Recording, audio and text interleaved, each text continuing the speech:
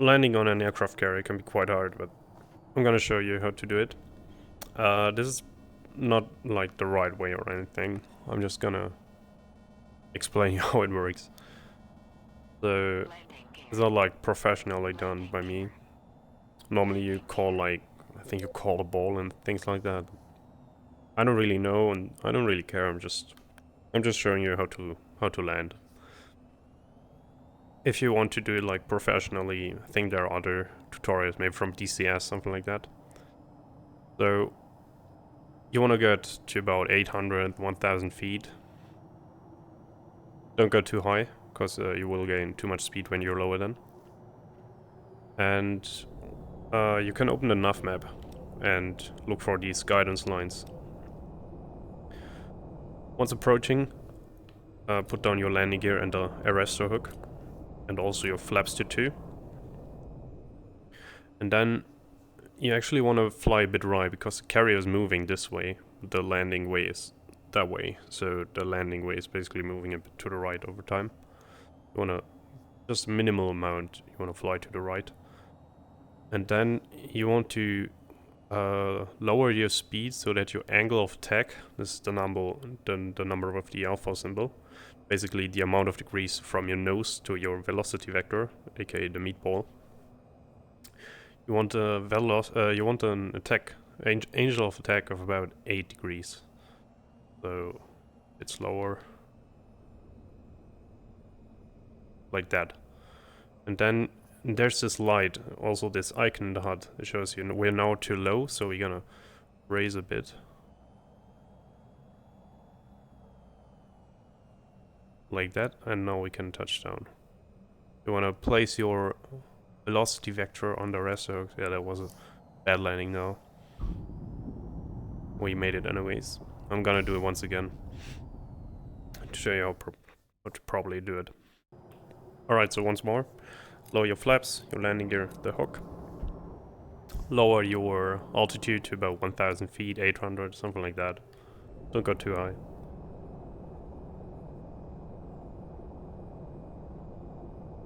Then you wanna drop your speed until you reach an angle of attack of about 8 degrees. Landing gear. But 4 now. 5. 6. 7. 8. So I can see the icon tells us we have the right altitude. When I hold the speed at about 155 knots, 160, something like that. When approach like that, and you want to land on the cables. Don't land in front of them or past them. You like want to land directly on them. So like this. Once you touch down, you want to put the throttle to full. Because sometimes if you don't catch the cables and you're like really heavy, it can happen that you will fall down the carrier in front of it. We can simulate it real quick. Right, so once more, approaching, lower the flaps, lower landing gear. But this time we're gonna let the hook retract it to simulate that we didn't catch any wires. And you will see what happens if we don't put the throttle to full immediately. This time we don't get a HUD icon because we haven't extended the hook, but we can still watch the guidance light. That's one still works. No, we should be right. And oh damn, we didn't catch a wire, and we're not fast enough to take off again, so we're gonna crash in the ocean.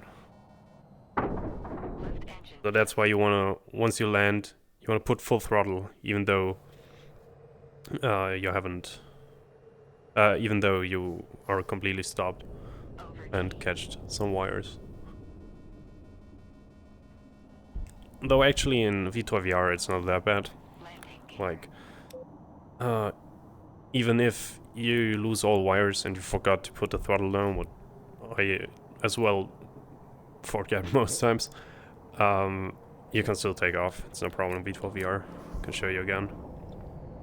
You can take off with quite a low speed, I think 160, 180 knots is enough. But when you're approaching with, I don't know, something like that. Yeah, we're still too fast. Let's approach with this speed. So let's pretend again. Damn it, I missed the cables. I'm falling to the water. You see I'm still flying even though I'm just 130 knots, and just pull on the afterburner and you're saved. So don't worry too much about the throttle on landing. I think probably it's more important on DCS and more realistic like simulations, but VTOL VR it doesn't really matter, so don't worry. So yeah, that's just is. There's a practice mission you can use, the one I'm using right now, for the landing. Gonna do the startup very quick. Gonna land once more. And yeah, the more experienced you are, you can ignore the angel of attack. You can like, that's just more like the safe way that I demonstrated so far. You can, like I just did a sharp turn and just make sure you catch some cables.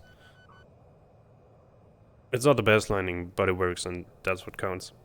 So for taking off, you want to put the flaps maybe to 1 or 2. Doesn't really matter. Even 0 works. Like I said, VTOL VR is not that realistic heavy. So instead of the hook, you want to extend the launch bar. And the launch bar is in front of the jet. I think I can show you. Yeah, there. That little piece there is the launch bar. You can see it. So that's what is gonna catch the catapult. So you then cycle, you then drive to the catapult. You can actually use the cam to make sure you get in the middle of it. But the range to lock in is also really big, so don't worry too much about that. There, you can use it like this. And then you will get like, you'll notice like that once you're hooked in. So now you're gonna wait a bit till it pulls you a bit forward. Now you look at the back of your plane and wait till the ramp is fully raised, like this. And then, if you wanna get sure you don't dive in the ocean, you can put on this trim. And then just put on full throttle. Let go of anything. You can hold the grips if you want. The aircraft is gonna land for you. Not hard. Once in the air, put up landing gear, flaps, and launch bar. You want disable cato trim, doesn't really matter, it doesn't change anything else. And that's basically it. Carry landing is not as hard as it seems. Just take some practice. Take your time. So yeah, that's it with the carry landing tutorial. Don't worry, just train a bit, it's not that hard. And see you in another video. Goodbye.